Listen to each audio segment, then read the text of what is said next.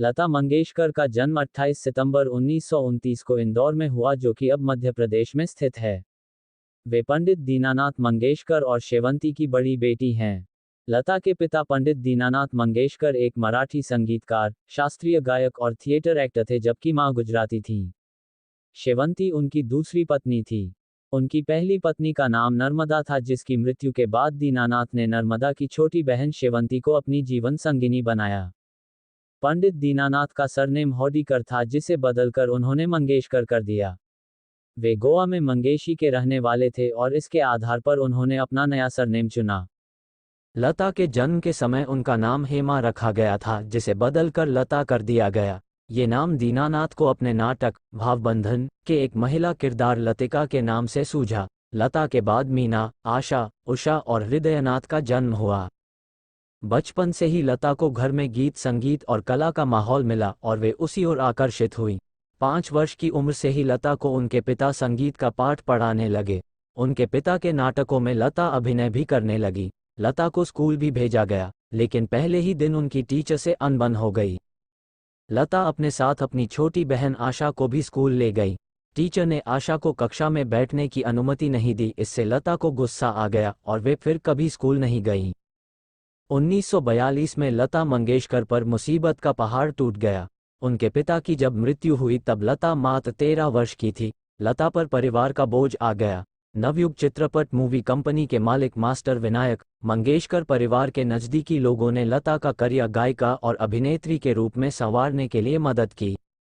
लता को अभिनय पसंद नहीं था, लेकिन पैसों की तंगी के कारण उन्होंने कुछ हिंदी और मराठी फिल्मों में अभिनय किया। मंगला गौर 1942, माझे बाल 1943, गजभाव 1944, बड़ी माँ 1945, जीवन यात्रा 1946 जैसी फिल्मों में लता ने छोटी मोटी भूमिकाएं अदा की। लता को सदाशिवराव नेवरेकर ने एक मराठी फिल्म में गाने का अवसर 1942 में दिया। लता ने गाना रिकॉर्ड भी किया, लेकिन फिल्म के फाइनल कट से वो गाना हटा दिया गया। 1942 में रिलीज हुई मंगला गौर में लता की आवाज सुनने को मिली। इस गाने की धुन दादा चांदेकर ने बनाई थी। 1943 में प्रदर्शित मराठी फिल्म गजा भाव में लता ने हिंदी गाना माता एक सपूत की दुनिया बदल दे तू गाया। 1945 में लता मंगेशकर मुंबई शिफ्ट हो गई और इसके बाद उनका करियर आकार लेने लगा। वहां पर उन्होंने भिंडी बाजार घराना के उस्ताद अमन अली खान से भारतीय शास्त्रीय संगीत सीखना शुरू किया। फिल्म बड़ी माँ 1945 में गाए भजन माता तेरे चरणों में और 1946 में रिलीज हुई आपकी सेवा में लता द्वारा गाए गीत पा लागू कर जोरी ने लोगों का ध्यान लता की ओर खींचा। वसंत देसाई और गुलाम हैदर जैसे संगीतकारों के संपर्क में लता आई और उनका करियर निखरने लगा। लता के गुलाम हैदर मेंटर बन गए। वे लता को दिग्गज फिल्म निर्माता शशधर मुखर्जी के पास ले गए, जो उस समय शहीद 1948 नामक फिल्म बना रहे थे। हैदर ने लता को लेने की सिफारिश मुखर्जी से की। लता को सुनने के बाद मुखर्जी ने ये कहते हुए लता को लेने से इनकार कर दिया कि लता की आवाज़ बहुत पतली है। इससे हैदर भड़क गए। वे लता की प्रतिभा को पहचान चुके थे। उन्होंने कहा कि आने वाले दिनों में लता छा जाएगी और ये सारे निर्माता निर्देशक लता के चरणों में गिरकर लता से अपनी फिल्मों में गाने की मिन्नत करेंगे। गुलाम हैदर ने लता से मजबूर 1948 में एक गीत दिल मेरा तोड़ा मुझे कहीं का ना छोड़ा गवाया। ये गीत लता का पहला हिट माना जा सकता है। गुलाम हैदर ने लता में जो प्रतिभा देखी थी, इसका जिक्र अक्सर लता करती रही है। लता के अनुसार गुलाम हैदर उनके सही मायनों में गॉडफादर थे और उन्हें लता की प्रतिभा में पूरा विश्वास था। लता जब पार्श्वगायन के क्षेत्र में अपना करियर बना रही थी, तब नूरजहां, शमशाद बेगम जैसी गायिकाओं का बोलबाला था। लता पर भी इन गायिकाओं का प्रभाव था और वे उसी शैली में गाती थीं। लता समझ गई कि यदि उन्हें आगे बढ़ना है तो अपनी शैली विकसित करनी होगी और उन्होंने यही किया। उन्होंने हिंदी और उर्दू के उच्चारण सीखे। 1949 में एक फिल्म रिलीज हुई महल। इसमें खेमचंद प्रकाश ने लता से आएगा आने वाला गीत गवाया, जिसे मधुबाला पर फिल्माया गया था। ये गीत सुपरहिट रहा। इस गीत ने एक तरह से ऐलान कर दिया कि आएगा आने वाला आ चुका है। ये गीत लता के बेहतरीन गीतों में से एक माना जाता है और आज भी सुना जाता है। इस गीत की कामयाबी के बाद लता ने फिर पीछे मुड़कर नहीं देखा। 1950 से 1970 का दौर भारतीय फिल्म संगीत के लिए बेहतरीन माना जाता है, जब एक से बढ़कर एक गायक, संगीतकार, गीतकार और फिल्मकार थे। सबने मिलकर बेहतरीन फिल्में और संगीत रचा और लता मंगेशकर के स्वरों में ढलकर एक से बढ़कर एक गीत सुनने को मिले। अनिल बिस्वास, शंकर जयकिशन, सचिन देव बर्मन, नौशाद, हुस्नलाल भगतराम, सी रामचंद्र, सलिल चौधरी, सज्जाद हुसैन, वसंत देसाई, मदन मोहन, खयाम, कल्याणजी आनंद जी, लक्ष्मीकांत प्यारेलाल, राहुल देव बर्मन जैसे नामी संगीतकार मधुर धुनों का निर्माण कर रहे थे और लता मंगेशकर सभी की पहली पसंद थी। इन संगीतकारों के साथ लता ने अनेक यादगार गीत गाए जिनकी लोकप्रियता की कोई सीमा नहीं रही। लता के आवाज का माधुर्य आम जन के सिर चढ़ कर बोला और लता मंगेशकर देखते ही देखते चोटी की गायिका बन गई। महिला गायिकाओं में उनके इर्द गिर्द कोई भी नजर नहीं आता था। कई फिल्में महज इसलिए सफल रही क्योंकि लता मंगेशकर के गाए गाने लोकप्रिय हुए और इस कारण ही फिल्म चल निकली। अपने सहज सरल स्वभाव के कारण लता फिल्म निर्माताओं, निर्देशकों और संगीतकारों की पहली पसंद बन गई। हर गाने को लेकर उनकी मेहनत गाने में झलकती थी। हर गाने को लता विशेष बना देती थी, चाहे वो रोमांटिक गाना हो, राग आधारित हो, भजन हो, देशभक्ति से ओतप्रोत हो। उनके द्वारा गाए गीत ऐ मेरे वतन के लोगों को सुन तत्कालीन प्रधानमंत्री जवाहरलाल नेहरू की भी आंख भर आई थी।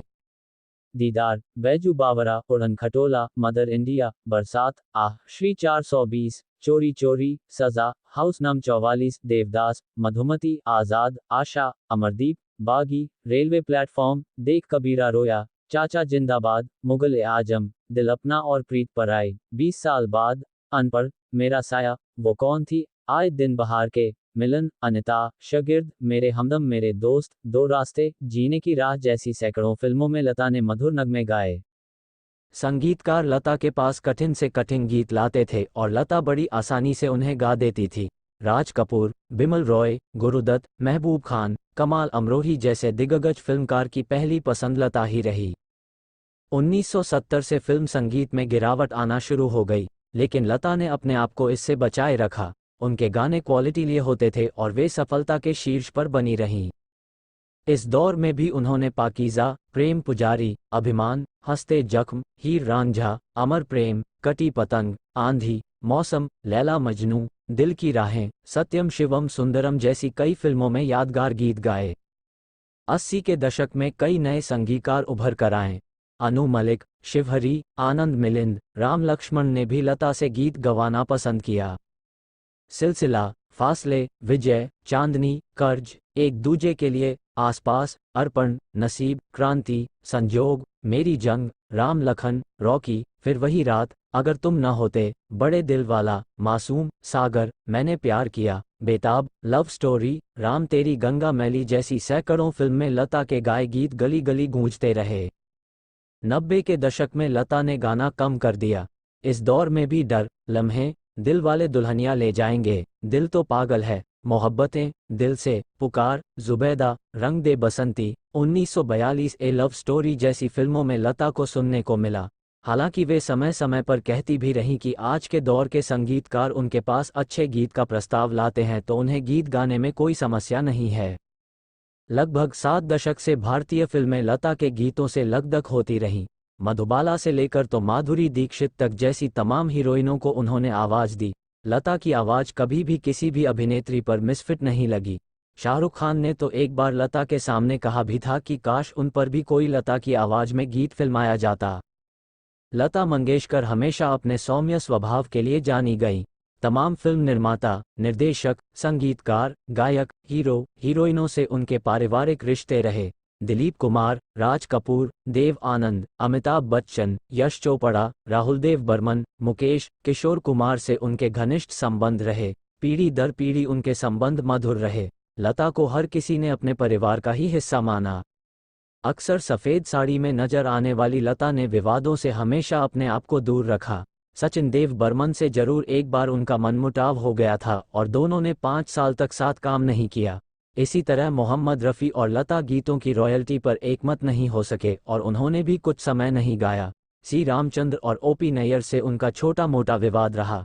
हालांकि इन्हें विवाद की बजाय मनमुटाव कहना ही ठीक होगा, जो कि आमतौर पर साथ में काम करने वालों के बीच हो जाता है। वर्ष 1962 में लता की जान लेने की कोशिश की गई। लता को एक दिन सुबह उठते ही उन्हें पेट में जबरदस्त दर्द हुआ। उनकी हालत ऐसी थी कि अपनी जगह से हिलने में भी उन्हें दिक्कत होने लगी। लता जी को स्लो पॉइजन दिया गया था। हालांकि उन्हें मारने की कोशिश किसने की, इस बारे में आज तक खुलासा नहीं हो पाया। लता मंगेशकर की शादी नहीं हो पाई। बचपन से ही परिवार का बोझ उन्हें उठाना पड़ा। इस दुनियादारी में वे इतना उलझ गई कि शादी के बारे में उन्हें सोचने की फुर्सत ही नहीं मिली। बताया जाता है कि संगीतकार सी रामचंद्र ने लता मंगेशकर के समक्ष शादी का प्रस्ताव रखा था, लेकिन लता जी ने इसे ठुकरा दिया था। हालांकि लता ने इस बारे में कभी खुलकर नहीं कहा, परंतु बताया जाता है कि सी रामचंद्र के व्यक्तित्व से लता बहुत प्रभावित थी और उन्हें पसंद भी करती थी। एक इंटरव्यू में सी रामचंद्र ने कहा था कि लता उनसे शादी करना चाहती थी, परंतु उन्होंने इनकार कर दिया क्योंकि वह पहले से शादीशुदा थे। लेकिन रोचक बात यह है कि लता को इनकार करने की बात कहने वाले सी रामचंद्र ने इस घटना के बाद अपनी एक अन्य महिला मित्र शांता को दूसरी पत्नी बना लिया था। 1958 में सी रामचंद्र के साथ व्यावसायिक रिश्ते खत्म कर लेने के बारे में लता ने एक इंटरव्यू में कहा था कि एक रिकॉर्डिस्ट इंडस्ट्री में मेरे बारे में उल्टी सीधी बातें फैला रहा था और मैंने सी रामचंद्र से कहा कि उसे हटा दें, परंतु वह उस रिकॉर्डिस्ट के साथ काम करने पर ही अड़े हुए थे। इस बात के बाद मैंने उनके साथ काम न करने का फैसला किया। लता मंगेशकर के कौन से गीत पसंद किए गए या लोकप्रिय रहे, इसकी सूची बहुत लंबी है। लता ने ढेर सारे गाने गाए जिनमें से अधिकांश पसंद किए गए। किसी को मदन मोहन के संगीत में लता की गायकी पसंद आई तो किसी को नौशाद के संगीत में। सबकी अपनी अपनी पसंद रही। लता ने कितने गाने गाए, इसको लेकर भी बढ़ा चढ़ाकर दावे किए गए। खुद लता ने कहा कि वे नहीं जानती कि उन्होंने कितने गाने गाए क्योंकि उन्होंने कोई रिकॉर्ड नहीं रखा। गिनीज बुक में भी उनका नाम शामिल किया गया था, लेकिन इसको लेकर भी खासा विवाद हुआ। 25 या 30 हजार गानों की बातें करना बेमानी है। लगभग 5 से 6 हजार गीतों में लता ने अपनी आवाज दी है। लता मंगेशकर को ढेरों पुरस्कार और सम्मान मिले। जितने मिले उससे ज्यादा के लिए उन्होंने मना कर दिया। 1970 के बाद उन्होंने फिल्मफेयर को कह दिया कि वे सर्वश्रेष्ठ गायिका का पुरस्कार नहीं लेंगी और उनकी बजाय नए गायकों को ये दिया जाना चाहिए। लता को मिले प्रमुख सम्मान और पुरस्कार इस तरह से हैं।